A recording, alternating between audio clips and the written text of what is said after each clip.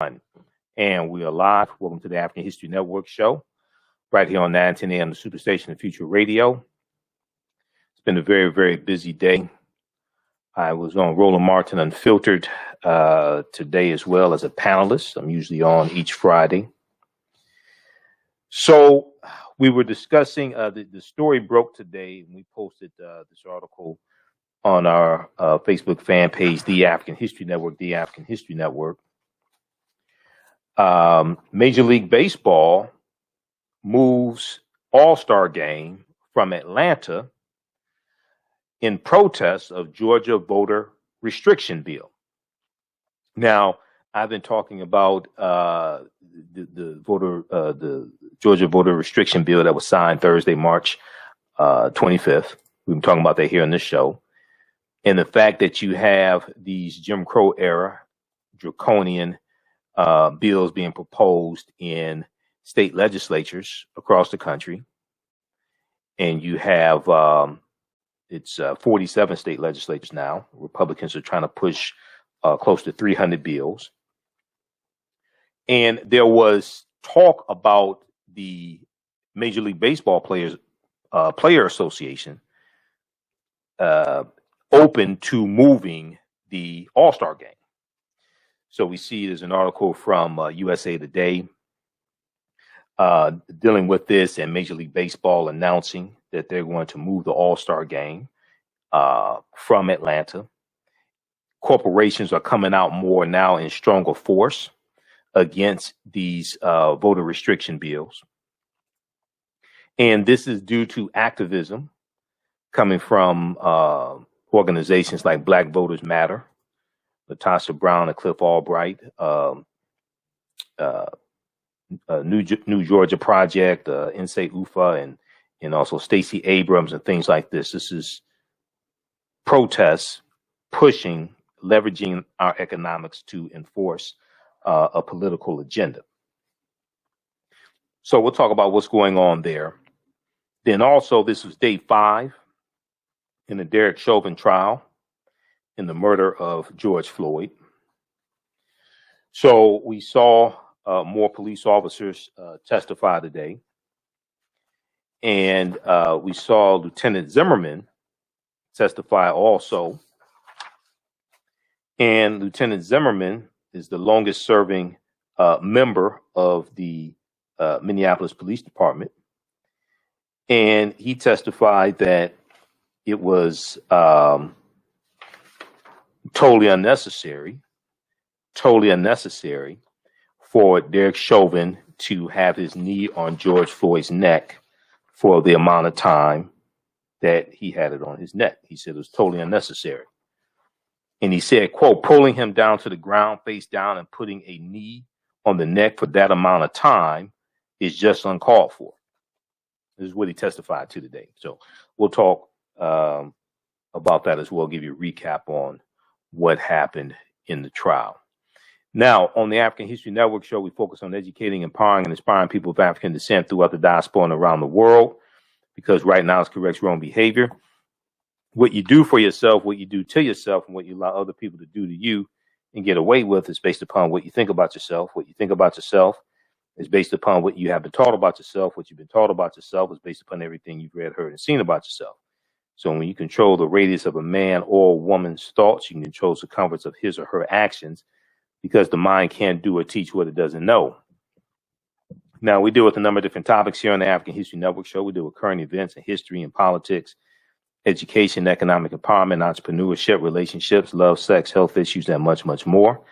Sign up for our email newsletter. Text the word Kemet, Kemet, to 22828 to sign up for our email newsletter. Text the word Kemet, Kemet, to 22828 to sign up for our email newsletter. Also visit our website, AfricanHistoryNetwork.com, AfricanHistoryNetwork.com. Now, you can also support the African History Network, $ the AHN Show through Cash App, $ the AHN Show through Cash App, or through PayPal, paypal.me/the AHN Show, or at our website, AfricanHistoryNetwork.com also. That helps us keep doing the research and stay on the air, keep broadcasting 6 days a week, etc. All right.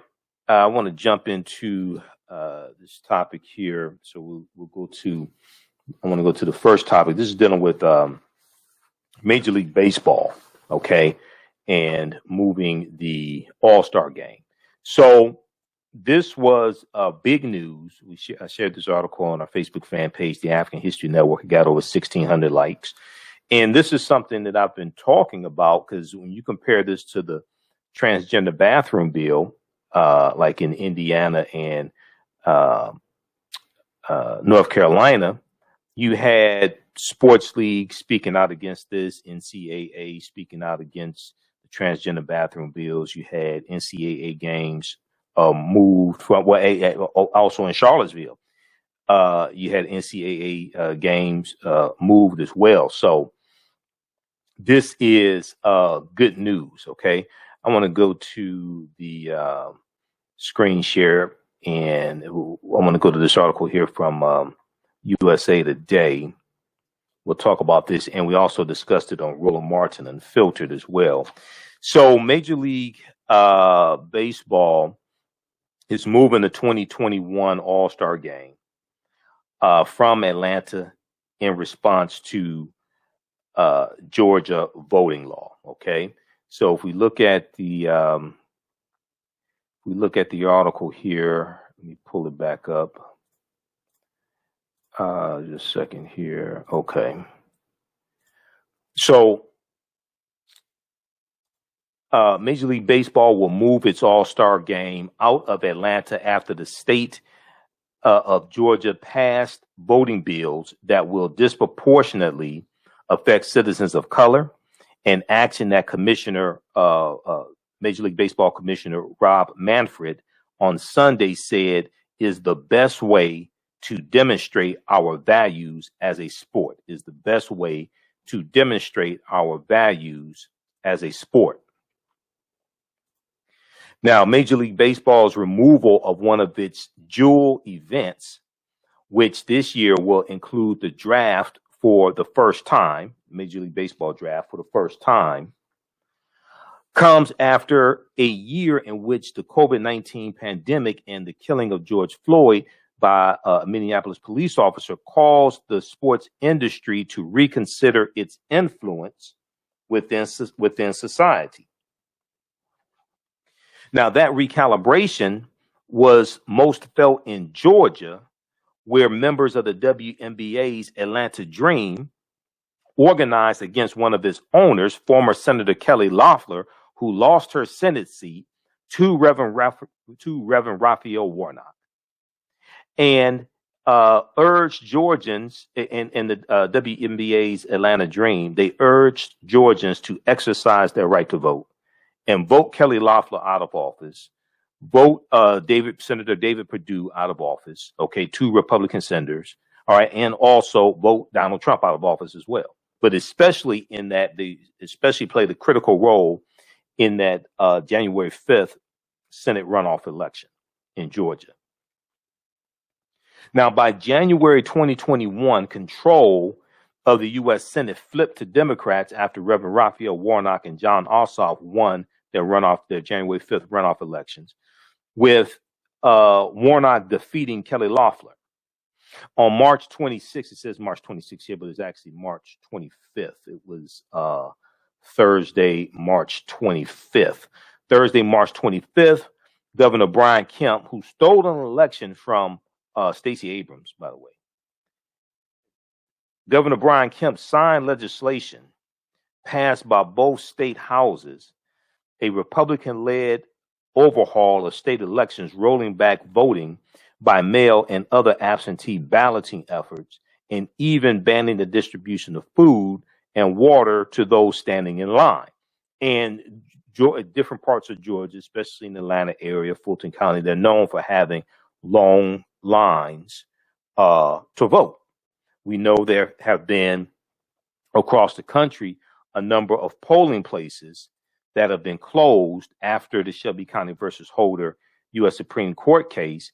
And we know that in the 2016 presidential election, there were 868 fewer polling places across the country. and the majority of them were in areas that had a higher African American or Hispanic population. All right. There's been a systematic closing of polling places. We know in the 2020 presidential election, there were somewhere around 1,600 or 1,700 fewer polling places. So this is strategic. This is not by accident. So we have to ask the questions. If the African American vote doesn't matter, why do Republicans work so hard to suppress the African American vote? So then we saw the President Joe Biden called the bill sick and un-American, the Georgia SB 202. He said this on March 31st and told ESPN he would support Major League Baseball moving the Midsummer Classic out of Atlanta. Okay, this is Joe Biden. He said in the interview with ESPN, he said that he would support Major League Baseball moving the All-Star game out of Georgia, okay, because of Senate Bill 202. Now, just more than 3 months before, so the All-Star game is scheduled to take place July 13th. This is the 91st All-Star game. Just 3 months before this game is supposed to take place, the location is being moved. The new location has not been set yet. We'll see where that is. Now, over the last week, over the last week, we have engaged in thoughtful conversations with clubs, former and current players. Okay, and let me turn back on the screen share here. This is Rob Manfred, league commissioner, who said this. Over the last week, we have engaged in thoughtful conversations with clubs, former and current players, the Players Association, and the Players Alliance, among others, to listen to their views. I have decided that the best way to demonstrate our values as a sport is by relocating this year's All-Star game and Major League Baseball draft. Major League Baseball fundamentally supports voting rights for all Americans and opposes restrictions to the ballot box. We'll pick this up on the other side of the break. Listen to the African History Network show right here on 910 AM Superstation, Future Radio. I'm Michael Imhotep. We'll be back in a few minutes. Gain knowledge in minutes from insightful summaries of progressive and socially conscious books. Blacklisted gives you access to curated content that'll satisfy your curiosity to learn and understand different perspectives. Empower yourself through inspirational and actionable ideas. It's easy to read or listen to on the go. Blacklisted. Empower yourself. Start your free trial today.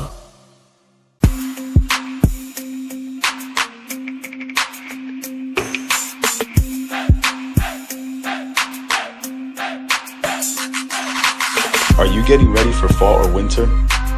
We have the solution for all seasonal clothing needs. Kemeticwear.com is the go-to online source for Kemetic African fashion and lifestyle products with a contemporary twist.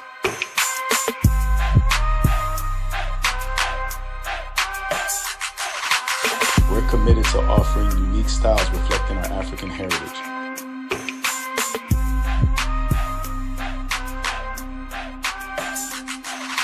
Kemeticwear.com is inspired by KemeticScribes.com to influence our people in learning and showing pride. Please visit our website at Kemeticwear.com.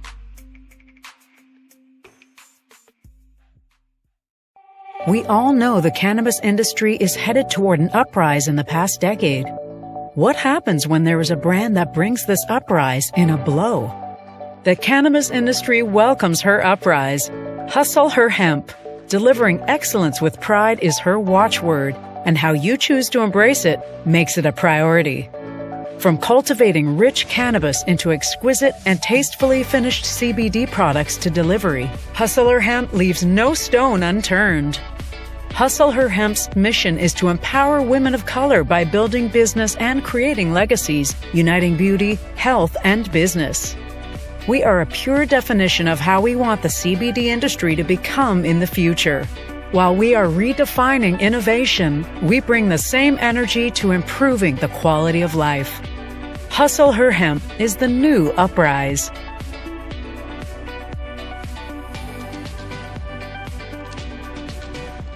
Hi, I'm Joel Wilson, President and CEO of JCW Computer Consulting LLC, a technology implementation firm with over 20 years of satisfying customers. We offer a full spectrum of industry top-tier branded services. We are an authorized partner or reseller for Lenovo, Zoom, T-Mobile, Microsoft 365 and Surface tablets, Google Workspace, Acer, Asus, Samsung, PCmatic security software, and many more. Our online store features laptops, Chromebooks, computers, printers, accessories, and software. Businesses, take advantage of our free 1-hour Zoom tech consultation and know we offer top nationwide high-speed internet service providers, voice over IP, and cellular phone services. Home users, don't miss our current in-stock Chromebook inventory. Please visit us at jcwcc.com or call 215-879-6701. Welcome back to the African History Network show right here on 910 AM, the Superstation of Future Radio. I'm your host, Brother Michael Imhotep. It is Friday, April 2nd, 2021, and we're live. Hope everybody's doing well. We've got Martisha watching. We've got Charlene Mitchell as well from our 910 AM Superstation. Her show is on Thursdays, 9 p.m. to 11 p.m. Eastern Standard Time. She had me on a show yesterday. Okay, the call-in number is 313-778-7600. 313-778-7600 is the call-in number if you have a quick question or comment. Right before the break, we were talking about Major League Baseball announcing today, league commissioner Rob Manfred announced today that due to Senate Bill 202 being signed into law in Georgia, the voter restriction bill, that Major League Baseball is moving the All-Star game out of Georgia. It was set to take place in Atlanta on July 13th, 2021. And at the game, they're going to honor Hank Aaron, who played for Atlanta, and he was a civil rights activist as well.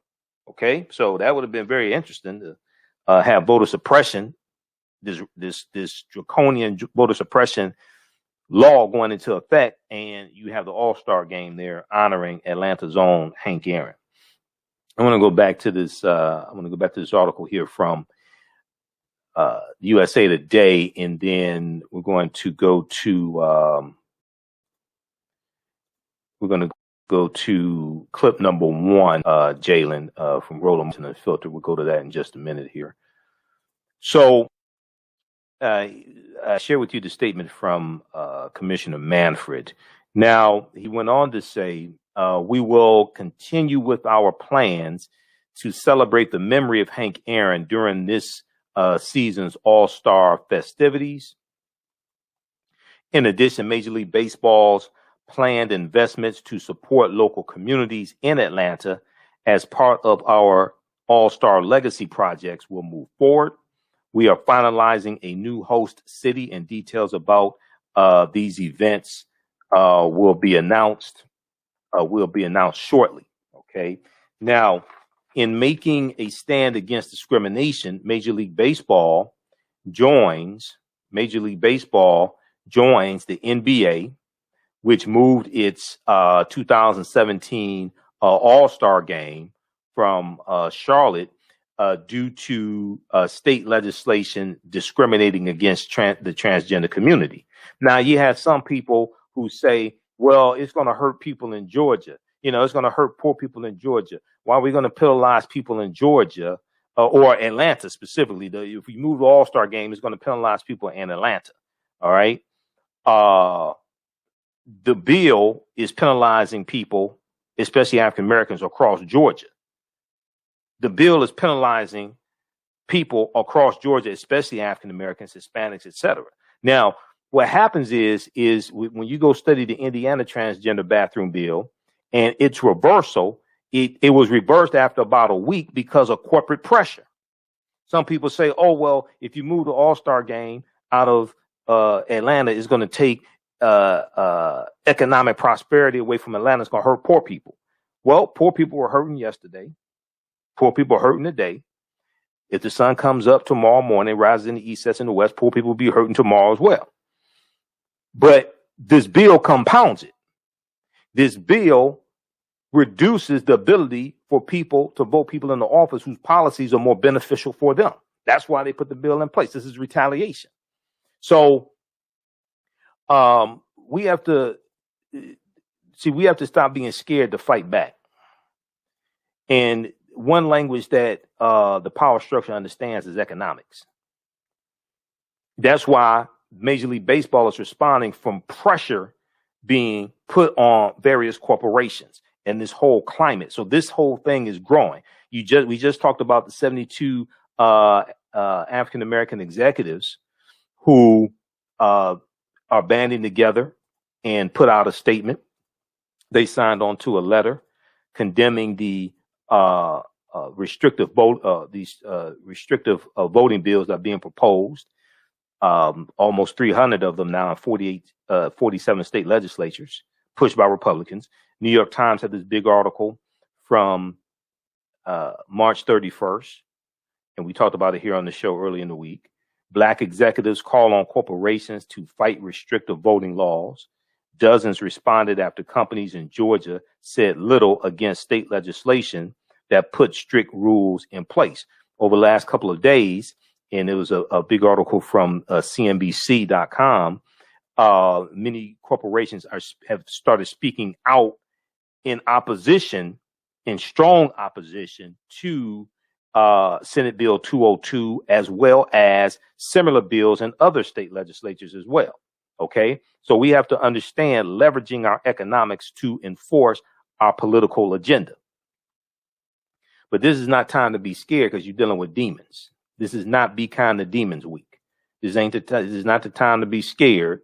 Okay, this is the time to go for the jugular while you have the momentum. All right, now I want to go back to the article here from USA Today because it shows a history of sports leagues putting pressure on state legislatures and politicians. Okay, so in making a stand against discrimination, Major League Baseball joins the NBA, which moved its 2017 All-Star game from Charlotte due to state legislation. Okay, Charlotte, North Carolina, due to state legislation discriminating against transgender community. When they moved that, I don't remember people talking about punishing people in Charlotte because they moved the NBA All-Star game and it's going to hurt poor people in Charlotte, things like this. Now, people were saying they did the right thing in general. Unless they were on Fox News. They said they did the right thing.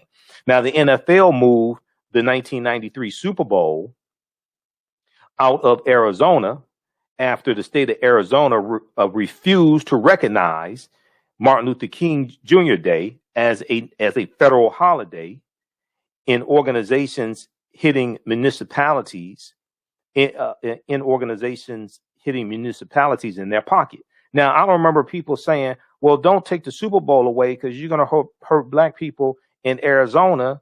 OK, it's going to hurt poor people. Don't do that. All right. Now, remember, Arizona was the last state to recognize Dr. King Day as a federal holiday. And Public Enemy had a song out about Arizona called By the Time I Get to Arizona. All right. So I find it interesting how people have this selective memory and they think that, oh, well, if you take the game away, the All-Star game is gonna punish people in Atlanta. Most people in Atlanta can't afford to go to the All-Star game. Just like most people in Phoenix or Arizona can't afford to go to the Super Bowl. But instead of focusing on short-term pain, we should really be focused on long-term gain. And these draconian Jim Crow era bills are being pushed in 47 state legislatures. So as I've said before, like 5 weeks ago, we have to have a 50 state scorched earth economic guerrilla warfare strategy. It can't just be in Georgia and focus on Georgia-based corporations. No, across the country, African Americans, Hispanics, woke white people, whatever, have to focus nationally on a few corporations and to then put pressure on these state legislatures. The reason why is because a lot of these corporations help to finance many of these Republicans. They donated to many of these Republicans' campaigns, and they can stop this. They can stop this. So it has to be 50 states. This is not the time to be scared. All right, let's continue. Okay, so you had, these are just a few examples here. And then also in 2017 All-Star game, but it was also the NCAA, it was an NCAA championship game as well that was moved. Also, there was let me see if we could pull this up here. There was, when CNN has an article dealing with this. Let's see if we can pull this up. This deals with the Indiana Religious Freedom Bill, going back to 2015. All right. So if we look at this article here from CNN, you know, and I wonder, April 3rd, April 3rd, 1968, when Dr. King delivered his last speech, I've been to the mountaintop. Okay. And he was telling African Americans in Memphis, Tennessee, to boycott Coca-Cola and Wonder Bread and Hart's Bread and Seal Test Milk for the discriminatory hiring practices. Okay. He didn't say boycott them only if it doesn't hurt you economically.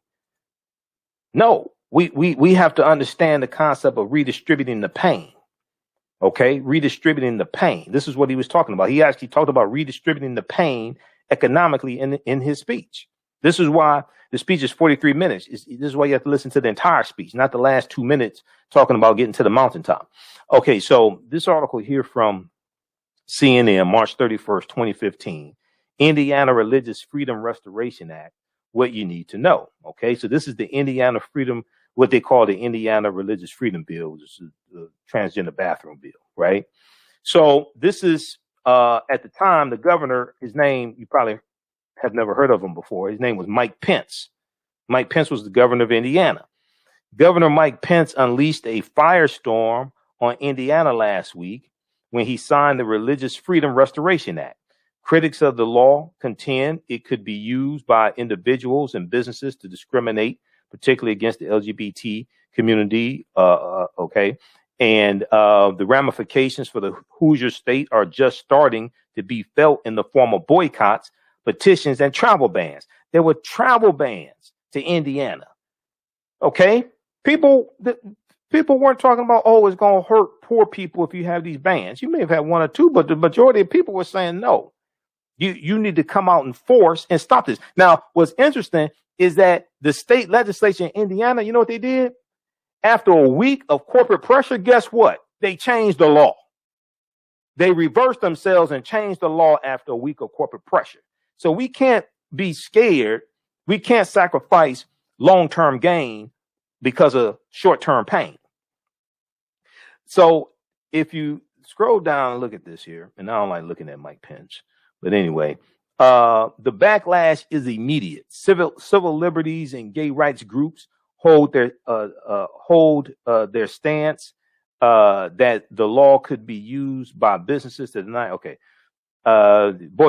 boycotts begin from sports teams to musicians to other cities and states. They fell like dominoes.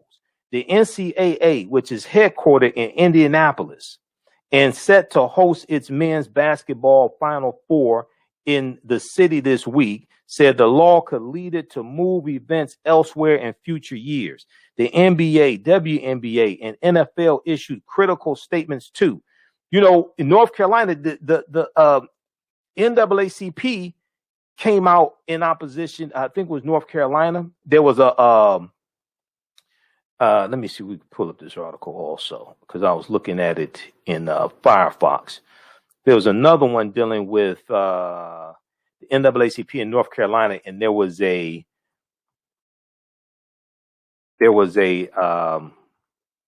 boycott, some type of boycott, a travel ban or something. We'll pull up that one as well, because it's important for us to understand this, because a lot of times, people get scared. I don't know why African Americans get scared when you start talking about economic boycotts, because poor people are going to be hurt, like poor people are not already hurting. I don't understand that, but okay. So, so read this and research this, because there was threats to cancel conferences and all different types of things in Indiana and North Carolina. Okay, they weren't playing. Now, the one from, let's look at this one here from news1.com. Then we're going to go to the clip from Roland Martin Unfiltered. NAACP announces strategy for North Carolina economic boycott. This is from February 24th, 2017. Now, you remember me saying before to the corporations that came out in support of the LGBT community behind the transgender bathroom bill, I said, if you stand up for LGBT, you need to stand up for BLACK also. Okay, this is what I'm talking about. I'm still waiting on UPS. UPS says, what can Brown do for you? I said, Brown can stand up for black. That's what Brown can do for you. That's what Brown can do for us, because UPS is headquartered in Georgia. So if we look at this article here, these are all from my archives. I have thousands of articles in my archives. Okay. So this one is from news1.com, February 24th, 2017. NAACP announces strategy for North Carolina economic boycott. The civil rights organization points to a list of discriminatory legislation in North Carolina that includes the bathroom bill.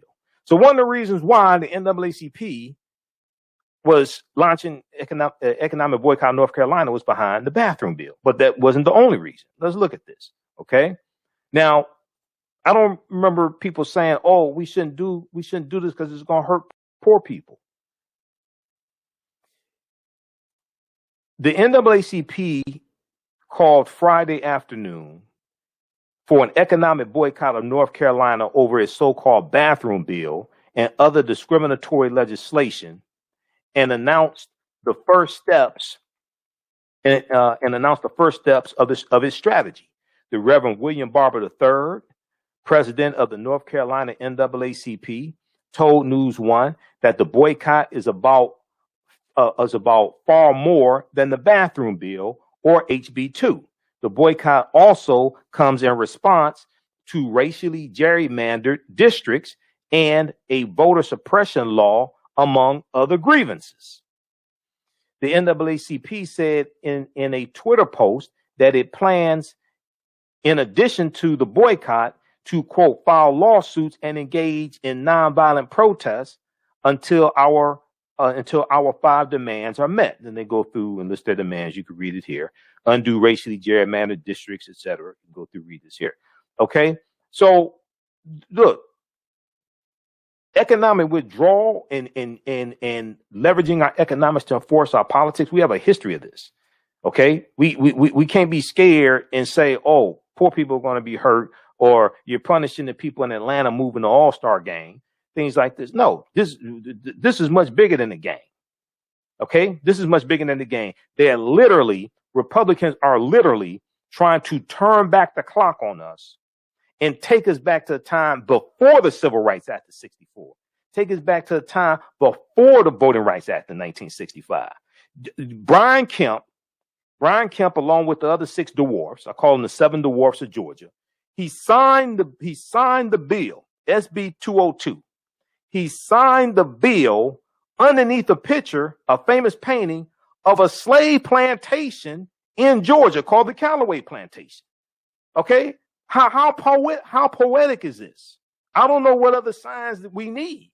Okay, do they need to have Kunta Kinte up there? They need to have like a real life statue of Kunta Kinte or something and change? I mean, come on, people. I have the picture here. We're going to pull it up. Now, while they're signing the bill, underneath and above their head is a painting of a slave plantation in Georgia. You have an African-American female state representative named Park Cannon who's knocking on the door to come in and witness the signing of it, because that's part of state legislatures' jobs, to witness the signing of bills being signed by the governor. And she gets arrested by white state troopers. While this is in Georgia, a former Confederate state. This is a picture of them signing SB 202. And behind them is a famous painting of a slave plantation in Georgia. How poetic. Question I would ask, what the hell you do? Why the hell you have a painting of a slave plantation? This is, why do you have that there? If Stacey Abrams was governor, I bet she wouldn't have it there. And I bet she would have vetoed that bill that the state legislature passed. She would have vetoed that bill, send it back to them, say, get the hell out of here with that. But you have people in Georgia who said, we're not voting for Stacey Abrams because she doesn't have a black agenda. But your dumb ass let a white supremacist get in office who has an anti-black agenda. I actually talked to African Americans who said they were not voting for Stacey Abrams in Georgia as governor because they claimed Stacey Abrams did not have a black agenda, even though many of her policies would be beneficial for African Americans. But your dumb ass let this white supremacist get in office who's a Donald Trump supporter, and he has an anti-black agenda. How did that work out for you? This is why we have to understand political self-defense. This is why I've said numerous times before, it's not always what a candidate can do for you, is also understanding how to block what people are trying to do to you as well. All right, so we discussed this on Roland Martin Unfiltered today. I'm usually a panelist on Fridays. First, he talked with Howard Bryant, who is a writer for ESPN, and they talked about Major League Baseball, the significance of Major League Baseball moving the All-Star game from Atlanta. Let's go to clip one. Jalen.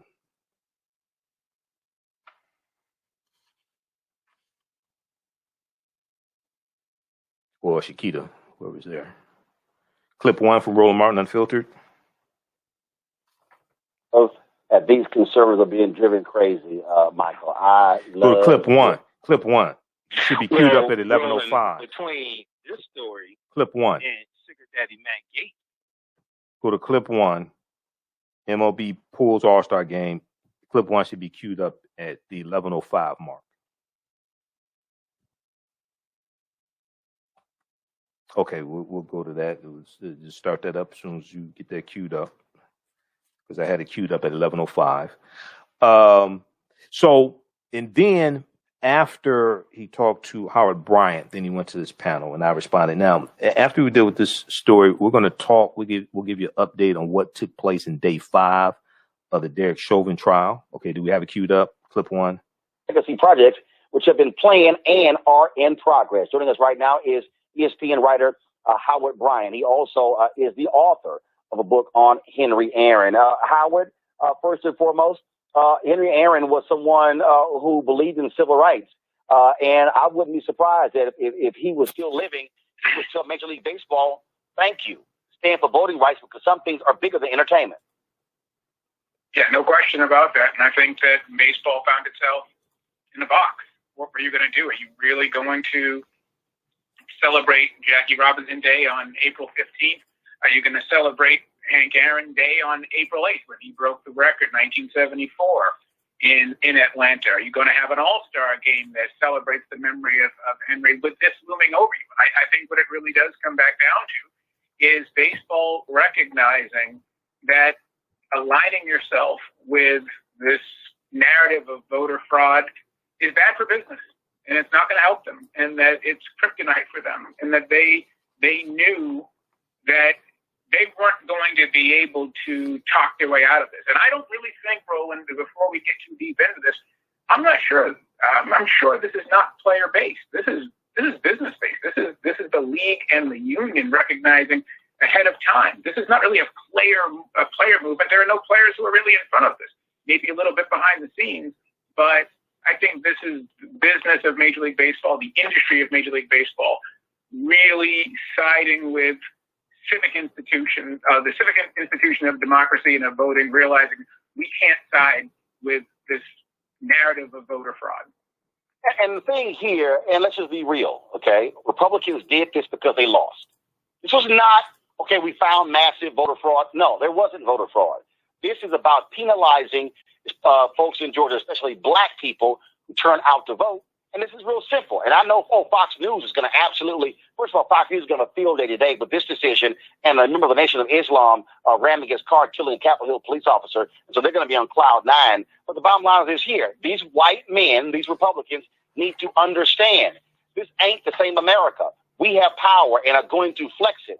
And that's what caused the Delta CEO to change his statement, the Coca-Cola CEO to change his statement. And down in Texas, the companies, they saw what happened in Georgia. So American Airlines got out front of the voter suppression law there. They didn't wait for it to get signed into law. They came out and saying, no, we're against it right now. Well, I think they know how it looks. Absolutely.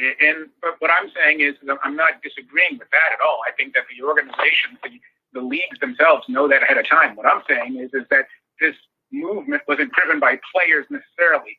And I don't think the industry of baseball wanted to chance it, because then once you get the players involved, now you get a really embarrassing situation. How do you feel about having an all-star game in Atlanta supposedly honoring Hank Aaron, and then the players pulling a wildcat strike or something like that? They knew that they had to do something ahead of time. And the difference is that even if all of these elements were the same, even if the vote had been the same, even if the legislation had been the same, I think a lot of these industries believe that they could talk their way around it and that they could survive the fallout of it. And now I think they realize that they can't. Right. And I think that's what has changed. And folks need to understand, I was yesterday, Amanda Carpenter, who is conservative. She's a commentator on CNN. She was, highly critical of people talking about boycotting Georgia. And I had to give Amanda a history lesson. I had to walk her through the history of boycotts and sports and things along those lines, trying to explain to her how these things work. First of all, the Super Bowl was canceled in Phoenix after Arizona declined to make MLK Day a state holiday. The NCAA did not do any of their championships in South Carolina for 15 years, joining with the NAACP because of the flag flying above the state capitol. In Mississippi, the NCAA said there will be no championships in your state as long as that Confederate flag is on the flag. So we have a history where, again, this has gone on 15, 20 years, where pressure has been applied to major sporting events saying, hey, you don't do this, you're going to have a serious problem. And so there's precedent here. Well, Roland, let's not forget, how far back do you want to go? Let's not forget 1965. You have the AFL All-Star game that was moved from New Orleans to Houston because the black players couldn't get taxis and hotel accommodations. And in Atlanta in general, the Milwaukee Braves, the only reason they moved to Atlanta in the first place was because they were guaranteed by the city that Atlanta Fulton County Stadium was going to be integrated, that there was not going to be segregated seating there. Otherwise, the Braves don't even move to Atlanta. And obviously, you can just go back 4 years ago. Go back to 2017, the NBA All-Star game with the bathroom bill. They moved the All-Star game from Charlotte. So absolutely, these things are absolutely, there's history here, and we know that it's a long history. And we also know that it's an appropriate history in a lot of ways because these stadiums are publicly financed. And because they're publicly financed, it's not as though it's simply just a private decision that these leagues can make. There is pressure to be applied here. And I think there's something else that needs to be considered too. And that is, we are seeing the backlash already. The fifth law, it's not just a backlash against losing. It's also a backlash against the players. We knew last year that the Atlanta Dream players they changed the election between Warnock and Leffler. We know this, and that this was a response to that as well. And so at some point, it would have been very interesting to see what the players are going to do moving forward, because it's not just the sensation of creating some sort of change in the vote in the moment. It's also being prepared to mobilize when the backlash comes. And as we're seeing right now, this is part of the backlash. And what's also interesting all right, pause it right there, Shakita. Pause it right there. Let's go to clip 2 because we ran out of time here. Let's go to clip 2 From Roland Martin Unfiltered. Started up at the 22:58 mark, please. So then Roland goes to his panel, then he comes to me. Here's what happened. Stay in states and support laws that suppress the vote. I love that these conservatives are being driven crazy, Michael. I love it. Well, Roland, between this story and Sugar Daddy Matt Gaetz being in trouble, oh, this is a bad Good Friday for conservatives. But I'm loving it. This is what we've been talking about for about almost 5 weeks now. I've said, look, we have to leverage our economics to enforce our politics. We have to pull out all the stops. They've declared war on us. Not only are they trying to take us back to the plantation, but Brian Kemp signed SB 202 underneath the painting of a famous slave plantation in Georgia, the Callaway Plantation. So they're not playing with us. And the last stat I heard is 47 states now where the GOP have these voter restriction bills based upon the lie. So we go back to, as your guest just said, we go back to 2017 when the NBA moved the All-Star game from Charlotte, from Charlotte, North Carolina. There's a history of this, all right? But then we go back to, and I have to keep bringing this up, you go back to the state of Indiana, 2015, the transgender bathroom bill. There was so much corporate pressure that the state legislature changed the bill after about a week. There was so much corporate pressure, okay? So this is just the first warning shot. There's more to come. And then we saw 72 African-American executives came out in opposition to these to these voter restriction bills as well. That's huge. We haven't seen something like that before. But this is also why I think what has to happen All right. is... Pause it right there, Shakita.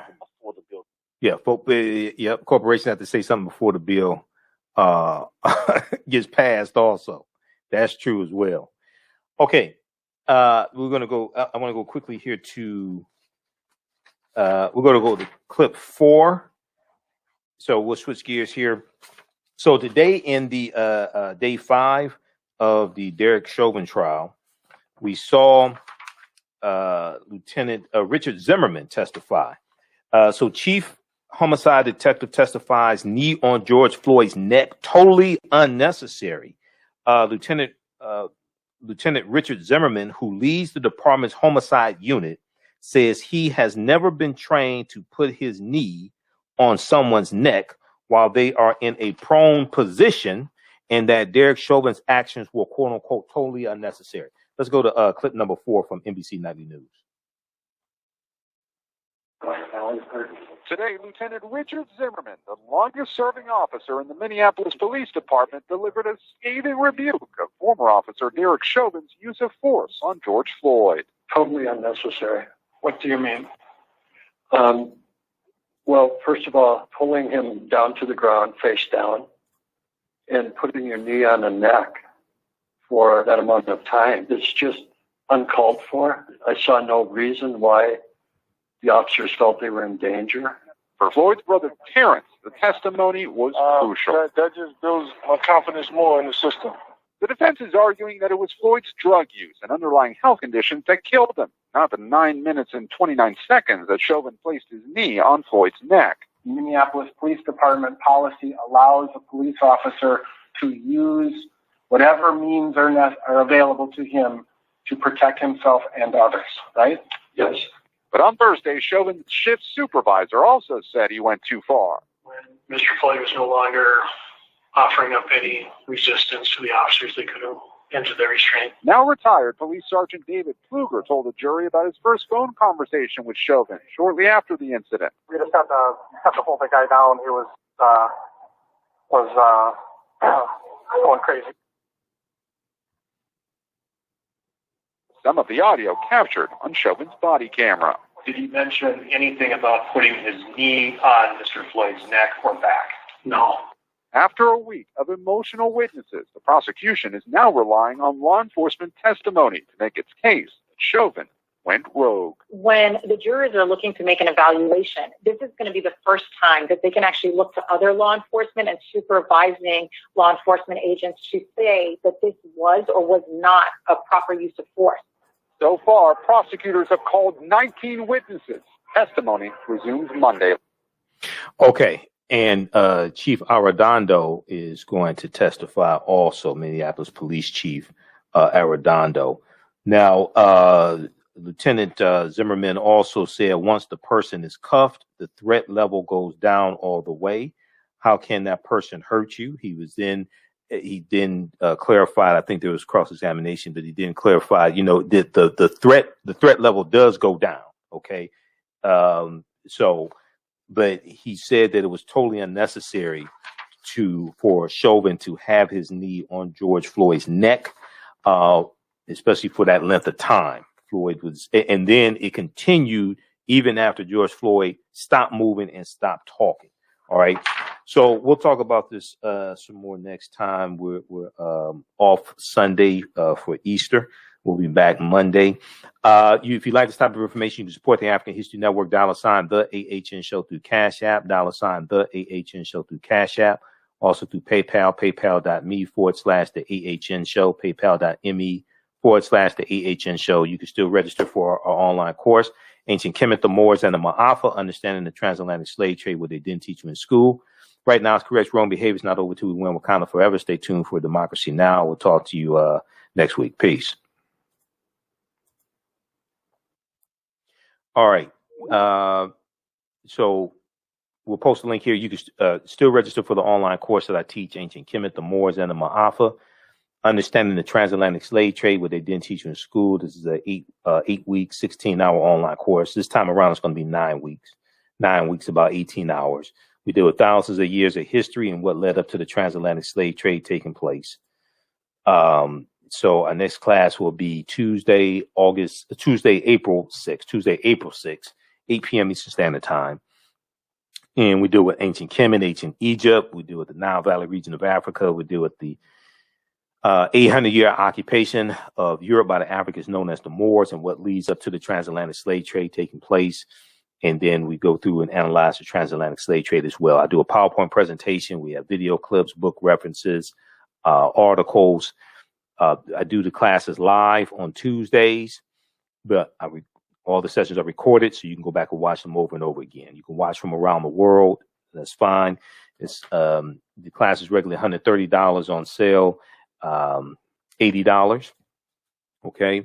And as soon as you see, if you go to our website, AfricanHistoryNetwork.com, AfricanHistoryNetwork.com, right on the home page, you scroll down, you'll see the information for the online class. Let me pull this up here. All right, let's see here.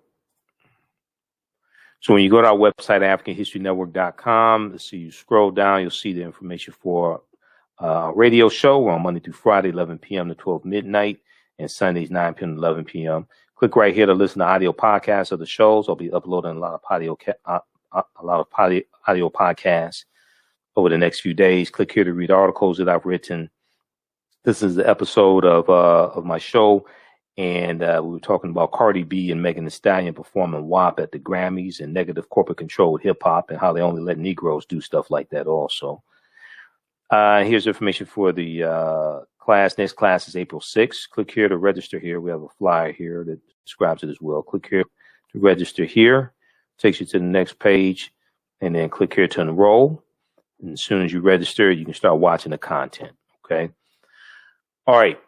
Look, we have to get out of here. Thanks for tuning in, and we'll talk to you next week. Peace.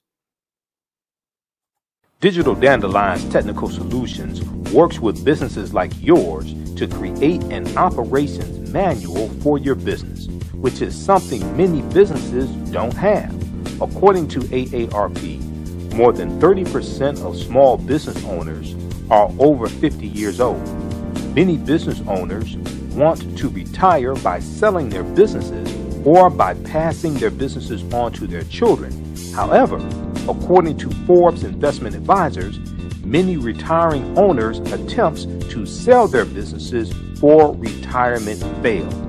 You cannot sell your business without a business manual. Your children also cannot inherit your business because there is no way to run it. Your business does not have to die when you leave. Their business Bible products will give you the tools you need for a thriving business that can make you money even after you retire. Are you looking at increasing your business's annual revenue? Digital Dandelions can help you make at least $100,000 in annual revenue and expand your business. Speak with them today about solidifying your business. Visit digitaldandelions.com today and get a free 30-minute consultation. We all know the cannabis industry is headed toward an uprise in the past decade. What happens when there is a brand that brings this uprise in a blow? The cannabis industry welcomes her uprise. Hustle her hemp. Delivering excellence with pride is her watchword, and how you choose to embrace it makes it a priority. From cultivating rich cannabis into exquisite and tastefully finished CBD products to delivery, Hustle Her Hemp leaves no stone unturned. Hustle Her Hemp's mission is to empower women of color by building business and creating legacies, uniting beauty, health, and business. We are a pure definition of how we want the CBD industry to become in the future. While we are redefining innovation, we bring the same energy to improving the quality of life. Hustle Her Hemp is the new uprise.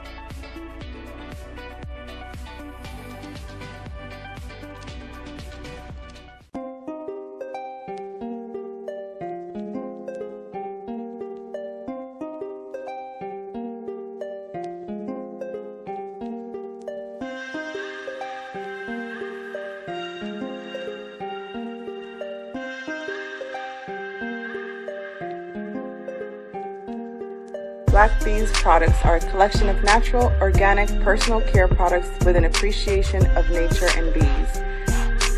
Our philosophy is without bees, we have nothing. We are honoring our Nile Valley ancestors who understood the importance of bees. Black Bees created a high-quality, natural, organic personal care line that would be affordable to everyone.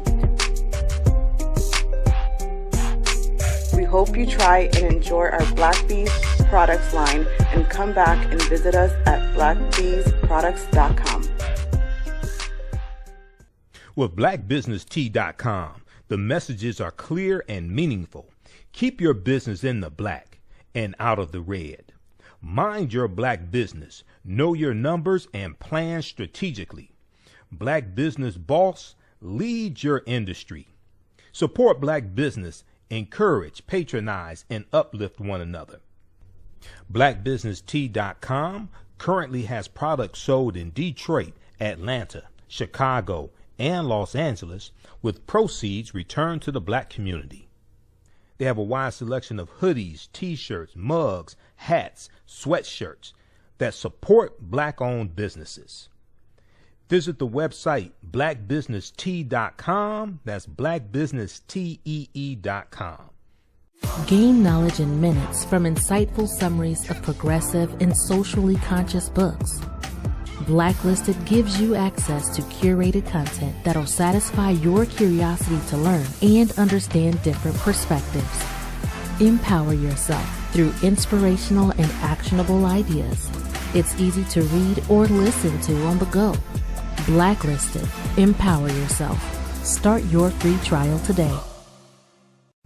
For 25 years, the Black History 101 Mobile Museum has carried on the rich legacy of the Black Museum movement in America by showcasing original artifacts of the Black experience at colleges, universities, K-12 schools, corporations, libraries, conferences, and cultural events, making it the most traversed Black History mobile exhibit in American history. Dr. Khalid El Hakim is the founder of the Black History 101 Mobile Museum, and he is a highly sought-after public speaker on topics of Black history, social studies, education, museum studies, hip-hop, and race relations. Dr. Khalid was named among the change makers for NBC Universal's Erase the Hate campaign and listed as one of the 100 men of distinction for Black enterprise. He recently founded the Michigan Hip Hop Archive on the campus of Western Michigan University. The Black History 101 Mobile Museum is currently scheduling in-person and virtual exhibits nationwide. For more information, please contact Dr. Khalid Al-Hakim directly at 313-645-4197, 313-645-4197, or visit their website at blackhistorymobilemuseum.com. That's blackhistorymobilemuseum.com. You can also email him at bhistory101@yahoo.com, bhistory101@yahoo.com. Hi, I'm Joel Wilson, President and CEO of JCW Computer Consulting LLC, a technology implementation firm with over 20 years of satisfying customers. We offer a full spectrum of industry top-tier branded services. We are an authorized partner or reseller for Lenovo, Zoom, T-Mobile, Microsoft 365 and Surface tablets, Google Workspace, Acer, Asus, Samsung, PCmatic security software, and many more. Our online store features laptops, Chromebooks, computers, printers, accessories, and software. Businesses, take advantage of our free 1-hour Zoom tech consultation and know we offer top nationwide high-speed internet service providers, voice over IP, and cellular phone services. Home users, don't miss our current in-stock Chromebook inventory. Please visit us at jcwcc.com or call 215-879-6701.